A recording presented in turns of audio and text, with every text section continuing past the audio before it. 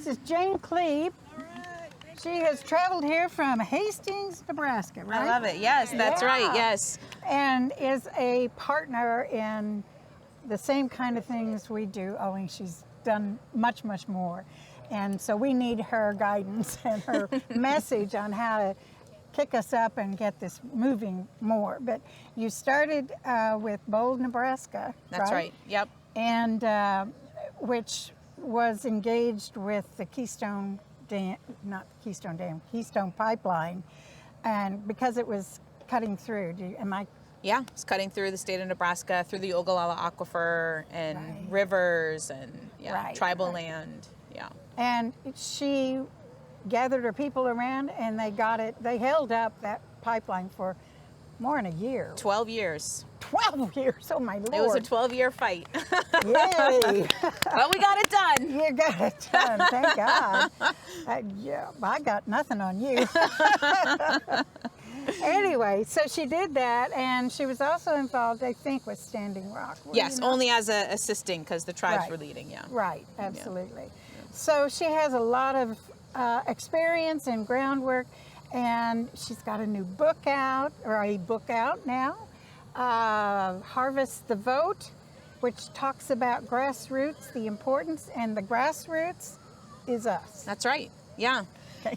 Thank you, Barbara, and thank you for having me here. And one of the elders who I deeply love, his name is Frank Lemire. He's no longer with us, but we would hold rallies in the early days of the Keystone Fight, or in the fight against white clay, which was this awful tragedy happening up in the northern part of Nebraska, in the lower part of South Dakota. And sometimes there would be 3 people at our events that Frank and I would hold. Sometimes there'd be 300, sometimes even 3,000. But he would always say the same thing to the crowd, that if you are here, you're meant to be here. And the number of people that are at the event are the number of people that were meant to be at the event. And so I think that's important as grassroots organizers, that we always remember that we are telling our stories, we are building power all the time, and that looks differently at every event that we hold.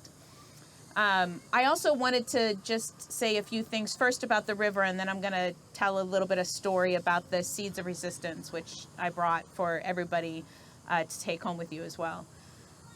At Standing Rock, the tribes gave us all the rallying call, which they had obviously for centuries in their families, that water is life.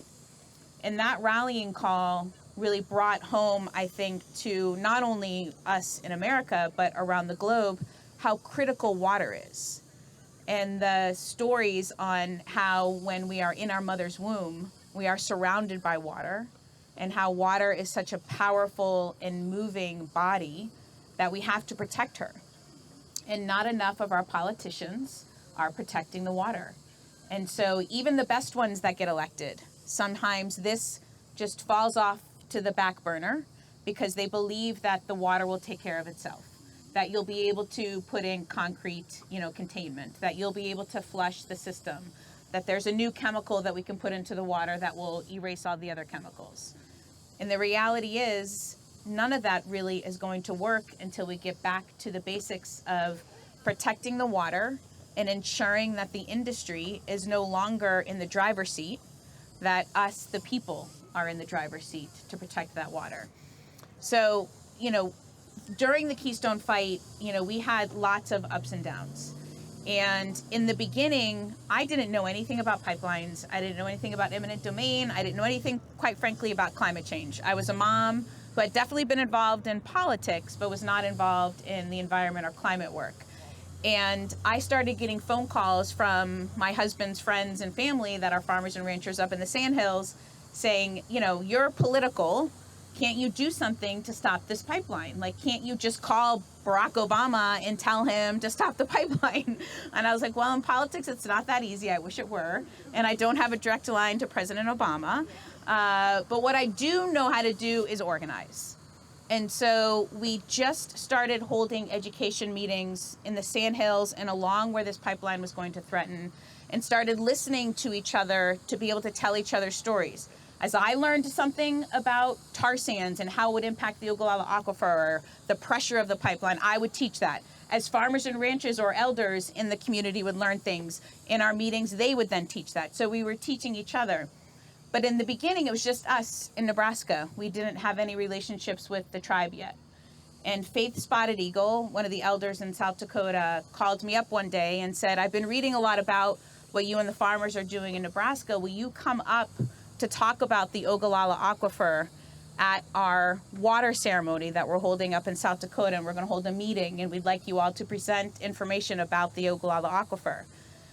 So first, I was honored, but second, me and the ranchers, we were terrified because we had never worked with tribal nations, and we didn't want to make mistakes. We didn't want to say the wrong thing. And we obviously knew that the farmers and ranchers were now taking care of the land and farming and ranching on the land that were once in the hands of the tribal nations that we were now going to speak with. So I was nervous, the ranchers were nervous. We got up and gave our PowerPoint presentation, and one of the elders, his name was Chief Orville Looking Horse, just had his arms crossed like this the entire time, with his legs, he was sitting down, his legs kind of spread out and just looking down at the floor. And I kept on looking at him because he was my point person to see if we were at all connecting. And we didn't, his face was very somber and just looking down. And so when we were finished with our PowerPoint, I asked the ranchers to start telling their personal stories on why they were fighting the pipeline. Because some of them were being offered $250,000 and more to get that easement. And so the farmers were going up, and these are, they're farmers and ranchers, right? They are stereotypical. If you imagine what a farmer rancher looks like, they have their Wranglers on, their belt buckles, cowboy hats, they're big guys, and women. And so if you think of that in your head, and then think of one of the ranchers, we call Sticks, got up to the microphone and acknowledged that his family and his great-grandparents who homesteaded on that land, he started to acknowledge the pain that he felt being on tribal land, that he knew what happened with families decades ago.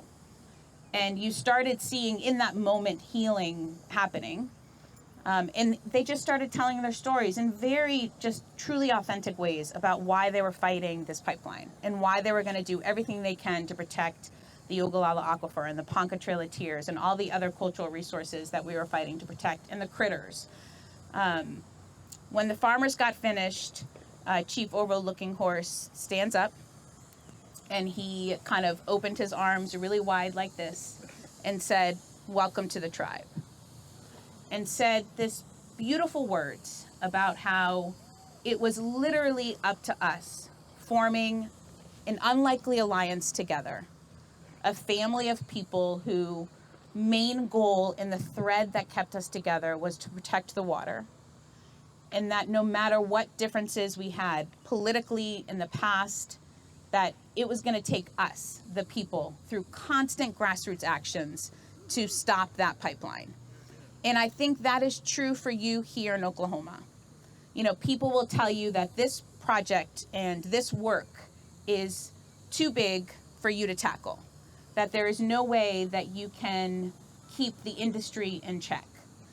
But I know for certain, with leaders like Barbara and everybody who's here today, that you will and that you can, because all of our kids and grandkids and four-legged little creatures are depending on it. So my main message is to never give up, to constantly do actions, constantly be talking about how we protect the river, and how we do that with each other, because with each other is how we're going to solve this. And these seeds of resistance, so Casey Camp is a member of the Ponca Nation in Oklahoma. One of the things we did to stop the pipeline was we planted in the Ponca Trail of Tears, where we knew the pipeline would be threatening, Ponca sacred corn that came from elders in Oklahoma. We didn't even know it would grow. It hadn't touched its ancestral land because the Ponca was forced down to Oklahoma for over 130 years at the time. We got enough seed to plant. We hand planted actually 8 acres the first year. We planted it for over a decade. And at the first harvest, Casey came and she talked about her son's dream of why we planted the corn in the first place, to protect this cultural resource and to bring attention to President Obama, the pipeline potentially threatening the Ponca Trail of Tears. And she said that, in Mikasi's dream, he believed that the corn symbolized all of us in the actions that we do, and that its roots were deep into the land, protecting the water, and that sometimes when we thought that we were going to give up, that the corn was going to be there as a symbol standing for us. And she called these seeds seeds of resistance, because that's what it is for all of us, that we have to constantly resist together, and that we're constantly planting new seeds and spreading that across the grassroots and building our power.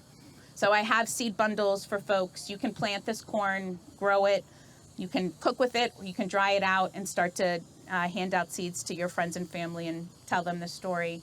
It's on the Bold, Nebraska website as well. And I just want to thank you for never giving up, for each of you being seeds of resistance, and for all of us being here today to protect the river.